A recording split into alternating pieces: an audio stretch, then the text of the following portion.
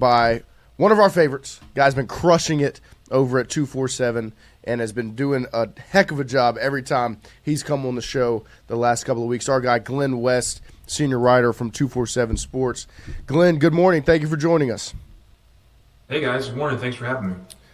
We'll get it started. Obviously, media days last week. LSU took the podium early on Monday. They led off the SEC media days. And I want to get started. First question on Brian Kelly and the 1-0 comments.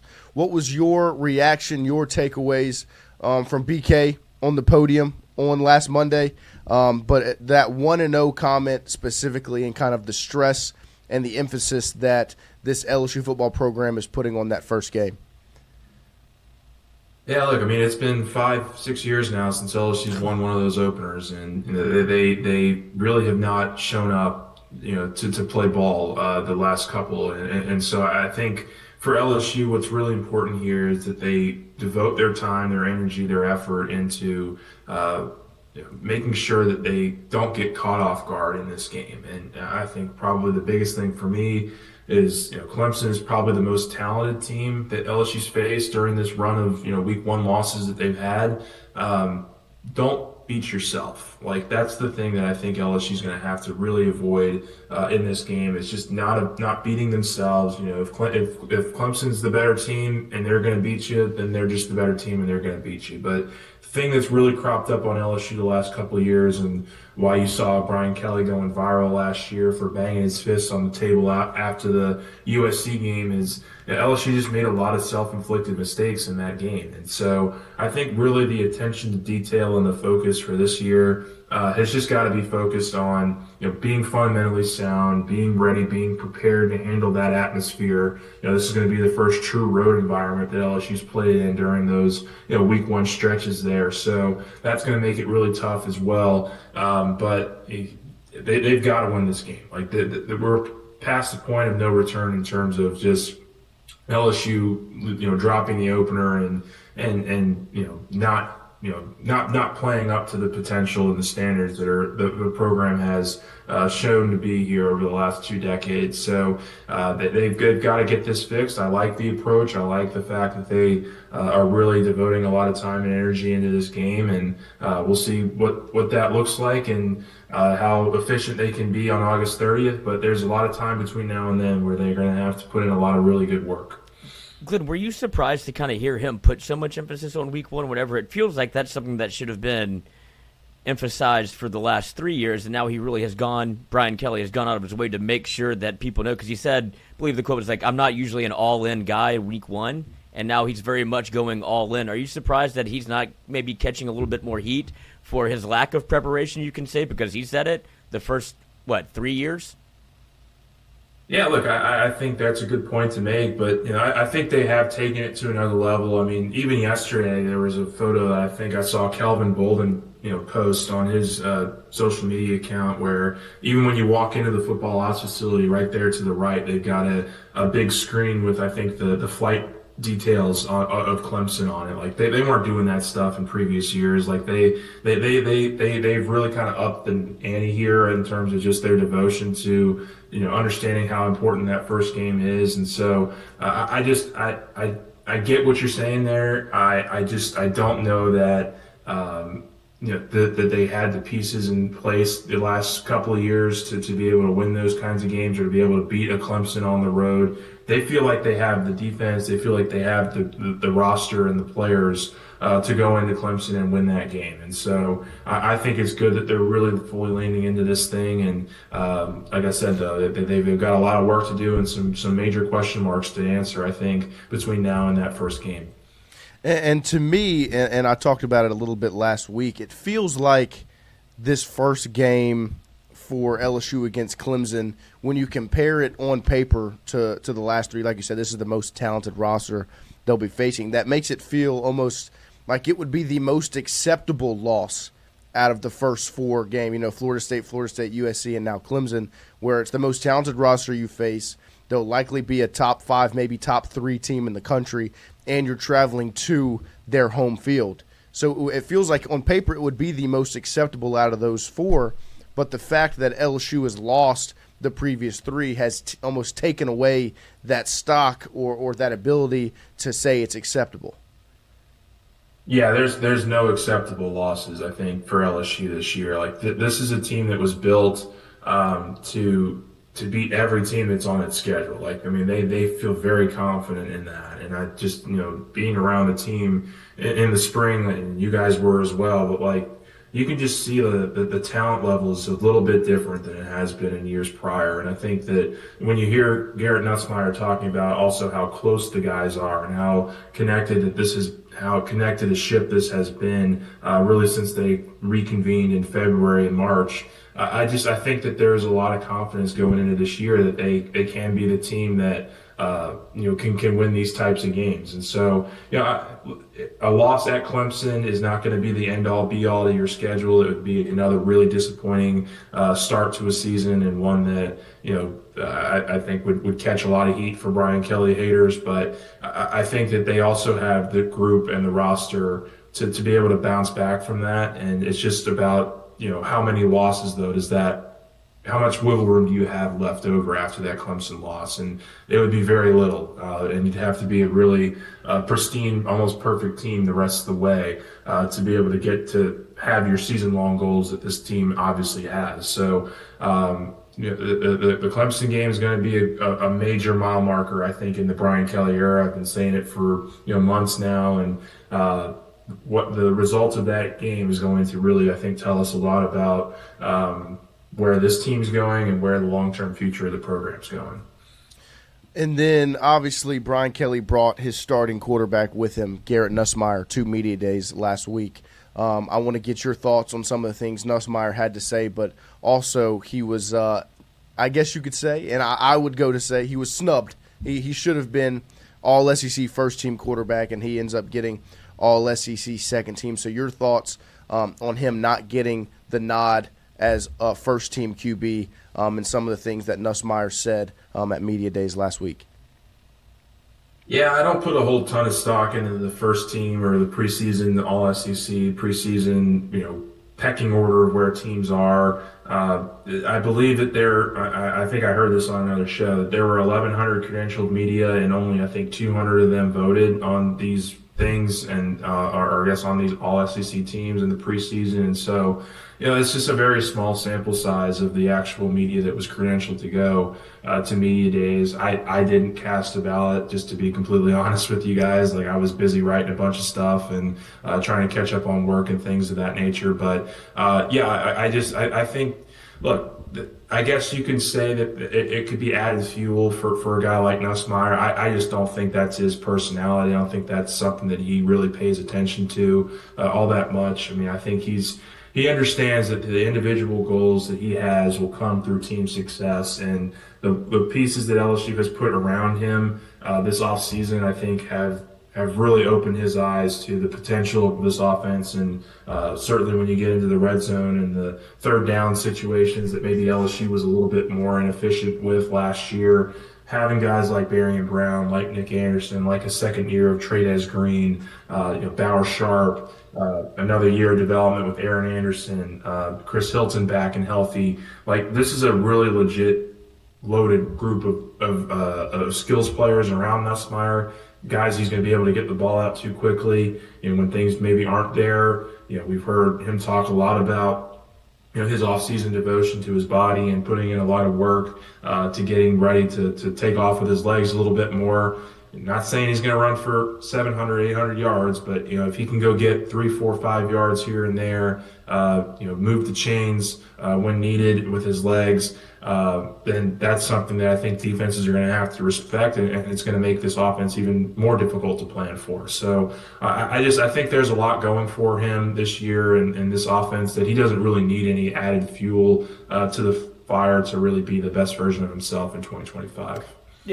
Glenn, and I've been, available to vote for things, and I haven't done it either, so I don't think it's that big of a deal. But I want to take it one step further to say, if it's not us voting for all SEC, would you take it a step further and say maybe take away the polls, all like the actual polls altogether in terms of where you're ranked in the preseason? Because I do think that does kind of cast an aspersion against certain teams, or give certain teams, if you're put up higher, a bit more of an opportunity to make the college football playoff whenever because people don't want to be wrong.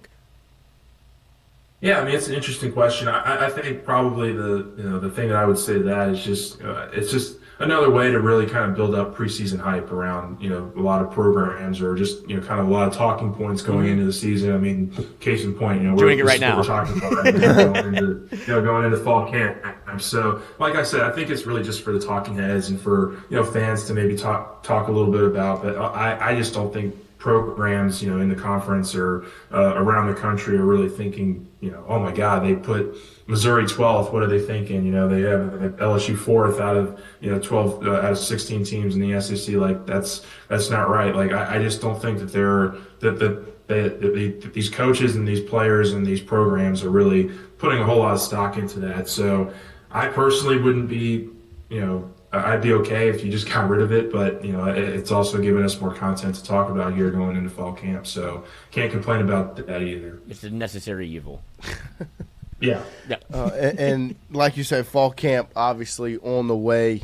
What do you expect the vibe and the energy to be like when LSU hits the Ponderosa and gets ready for their fall camp practices ahead of August 30th?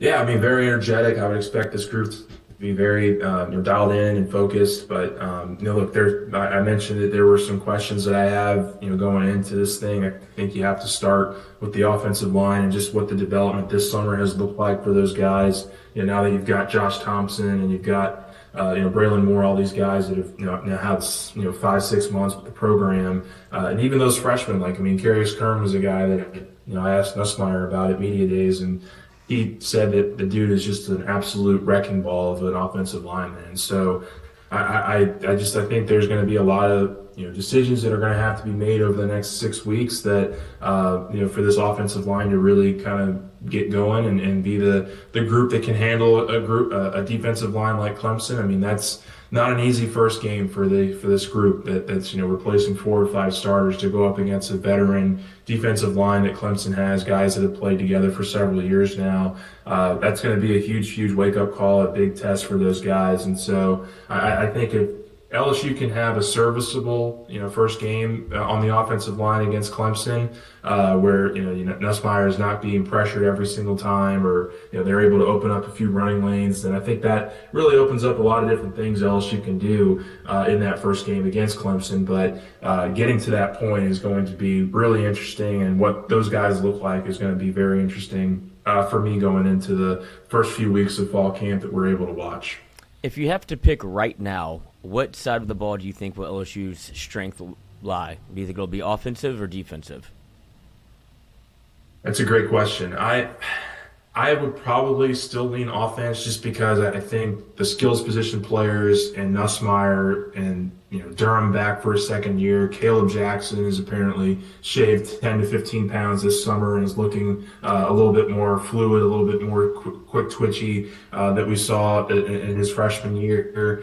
I just think that the offense has everything set up to be one of the best in the country. But that's not to take away from the defense, because I do think the defense is going to be vastly improved. Go from a top 60 group to maybe a top 30, hopefully a top 25 kind of defense in terms of scoring, and get some more aggressive playmaking there with guys in the secondary like Monster Delane and AJ Halsey, and then up front with guys like Bernard Gooden and certainly Patrick Payton, Jack Pyburn, Jamari Butler, all those guys coming in to really put some pressure on opposing defenses and opposing offenses and their quarterbacks. I think that this is just going to be an all-around, well-rounded team. But if you're having me pick between the two, Lloyd, I would probably lean on offense over defense, but just by a little bit, which is something that I don't think you could have said in previous years. And then one question I have, kind of, I guess you could say off the field, is this team, they've put out a lot of content, social media-wise, the program has, of the guys in the weight room, and obviously the Freak of the Week videos and the practices where they're out in Tiger Stadium when the sun's rising, all these things. does it feel like from a physical standpoint and maybe even a health standpoint where the program has taken another leap? Where Feels like they're marketing it as if they're going to be very good. Right, they're this physical, strong, in shape. Does it feel different than seasons of past? Yeah, I don't know that I'd go that far. I think, LSU's place is always going to bring in really gifted athletes and really talented players. I think just the shift that you're seeing, though, is just the length and the size of these guys combined with the speed. I think that they have some of that for sure. I mean, like Chris Hilton was telling us that, 4 guys have run over 23 miles per hour at wide receiver this offseason. And that's ridiculously insane. They've got that kind of speed and that kind of talent from an athletic perspective. But it's just going to be really about just how do these guys come together more than anything and gel. And I think Nussmeier has done a really good job of kind of beating that drum this offseason about how close this team has gotten, and we'll see how that reflects. But from a physical standpoint, I think like LSU is always going to be one of those premier teams that's going to bring in the best athletes. It's just about can they bring in the best football players, and I think that they have a lot of really talented football players to go along with really talented athletes. That's really going to show itself this season. And if you, before we get to see anything, obviously, if you had to pick, who would you say? I'll give you one on each side, but most impactful either transfer portal player or freshman, most impactful fresh face this year. Yeah, so I guess freshman. I mean, whether it's week 1 or week 3 or week 6, like I think the best version of this LSU defense is going to include DJ Pickett at corner, like one of the cornerback spots. Like I think he's that talented. I think he was really kind of delegated, or I guess relegated, I would say, to the second team for most of spring. But every time that LSU put one of its best players against him, or one of their best offensive players against him, Pickett really responded well. And I thought had a really nice spring, in 1-on-1s, 7-on-7s, 11-on-11 work even with the second team. I thought he really showed himself to be one of the more consistent movers and coverage guys down the field at cornerback. And I think this fall you're going to see him get a lot of first-team opportunities in camp and potentially try to steal one of those spots from an Ashton Stamps or a Monster Delane or Jakeem Jackson, one of those guys.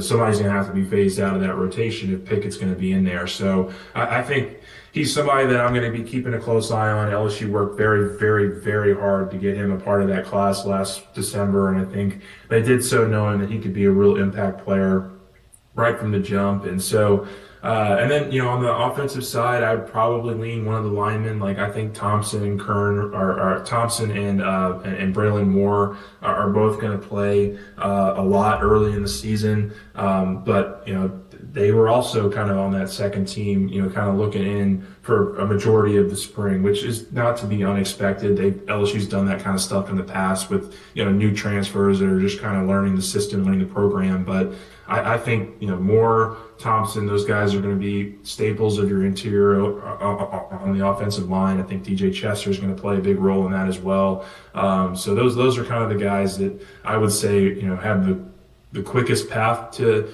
playing time, and guys that I think are going to be really impactful for this offense and defense.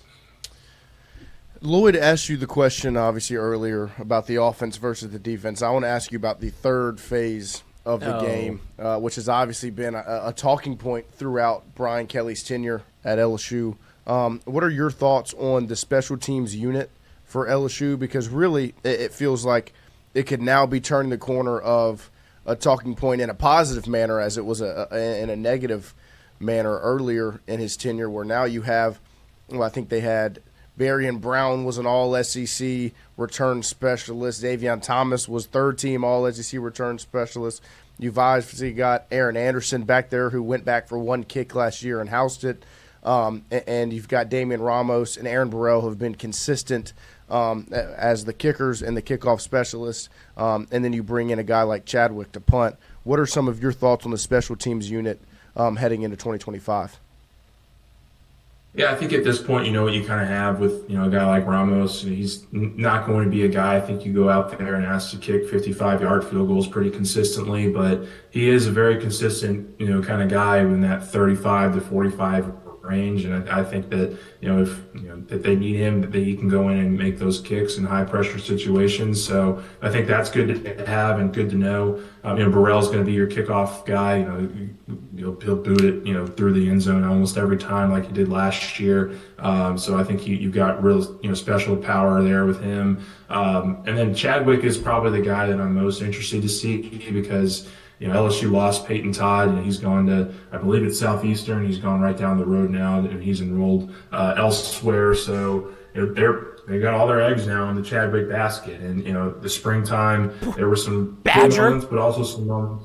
Yeah, there were some moments where he certainly needed to be a little bit more consistent. So I would say the punting is probably the biggest concern right now that I have out of those two groups, but the return group, like you said, is going to be really electric, and I think something that we haven't seen as much of from LSU in recent years. I think Thomas is going to be an excellent punt returner. I think you can stick both Barry and Brown and Aaron Anderson back there on kickoffs and be okay with either one of them returning the kick. So I think that they have a real, the special teams are a way that you can really flip the momentum of the game or change your fortune. And I think that there will be a couple opportunities this year for those guys to really be explosive and change the field, maybe house a couple, like you said. But that's going to be probably the most improved group, I would imagine, out of the special teams is the return game. Do you think that there's a world in which you see maybe two kickers, where it's Aaron Burrell for the longer field goals because he has a tremendous, like the leg strength is obviously,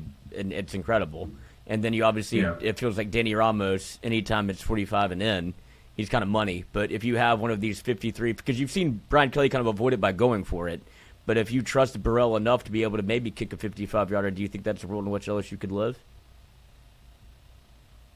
Yeah, I think it would probably have to be a pretty extreme case, where LSU is, either way ahead and just want to try something out, or maybe it's a really tight game and they have no other choice but to kick a 55 or a 60-yard field goal or whatever it is. But look, I think Burrell is a guy that's got a lot of talent and a lot of potential, but we still need to see him hone in that consistency element of his game from a pure field goal kicking perspective. So I could see a situation, like I said, in an extreme where you want to just trot him out there and see if he can hit one of those big long 50-plus yarders. But I think in most cases, though, you're going to see LSU probably, if it's a 4th and short, I would imagine you see the offense stay out in that situation and try to move the ball a little bit further down the field before settling for a field goal with a guy like Ramos. So, and they did that a lot last year too. Like that was not something that was foreign or anything. They definitely went for it on their fair share of 4th downs last year, and some of them worked and some of them didn't. And this year you brought in a lot of these new pieces to kind of be more efficient in that respect as well, and being able to continuously move the offense to a point where you don't need Ramos, you don't need Burrell to be a really good offense. Last one, I just want your overarching takeaways from media days from an LSU perspective. What was the temperature or the thoughts around the program heading into 2025 from obviously what you got from Kelly and the players that came with him, other media members that cover LSU, other media members that cover other programs, or maybe even players and coaches from other programs? What were the overarching takeaways around LSU at media days? Yeah, they were definitely talking the talk. Like, I mean, they were one of the programs that was very blatantly putting out all their goals and all their aspirations for this year and how aggressive they're going to be. And I think that they truly believe that this is going to be a team that can compete at the top of the top in the conference. And as a result, that's going to be a playoff team. That's going to be a team that you could potentially see competing for a championship and winning a few rounds in the playoffs. So, I think that, all those things are something that they've embraced and that they've leaned into, that they've created. I mean, they have talked about this really going back to spring, that their season-long goals are, to compete at the top and to be the best. And so, that kind of feeds into the narrative that has kind of followed this team right now, which is, they expect to be one of the better ones in the conference, and they certainly talked like that in that Monday session. It's kind of to lead things off. I thought that they did a good job of conveying their message of what they want the season to be and what isn't acceptable, and so we'll see. Like this is one of the more difficult schedules that I think you're going to find, in the country this year. I mean, that not only just the Clemson game, but that 3-game stretch there over the next month with, you got Florida, at home, you got, a road game at Ole Miss, and then you've got South Carolina at home. Like those are, 3 really, really solid programs that have good quarterbacks, and certainly in South Carolina and Florida's case, 2 of the premier quarterbacks in the conference. And so you're going to have to be ready for those guys too, to really kind of, if you win that Clemson game, carry that momentum forward, or if you lose that Clemson game, you gain that momentum back to where you can be one of those teams that's more feared in the conference going forward. So I think the LSU did all the right things at media days and said all the right things, and now it's just about going out and doing the right things on the field on August 30th. Well, we appreciate your time this morning, Glenn. What do you have coming up over at 24/7? Yeah, more fall camp, off-season talk. We're kind of in the final days here before we get started with fall camp, and just lots of preview pieces, lots of recruiting intel. Basketball is in the middle of their summer workouts right now. I'm hearing a lot of good things about the early days of Matt McMahon and what this fourth season is going to be about for him. So we got plenty of stuff to come hang out with us on our message boards and things of that nature. So I appreciate you guys having me on. It's always a pleasure. Yeah, well, we appreciate you, and see you on the Ponderosa soon. Yes, sir. Thanks, guys. All right. Yep. Have a good one. There he is, Glenn West from 24/7 Sports. Great insight as always. Great information, and excited to get out to fall camp. Cannot wait the days. We don't have the days yet officially, but very excited to get out there. Lloyd, do you have something to say?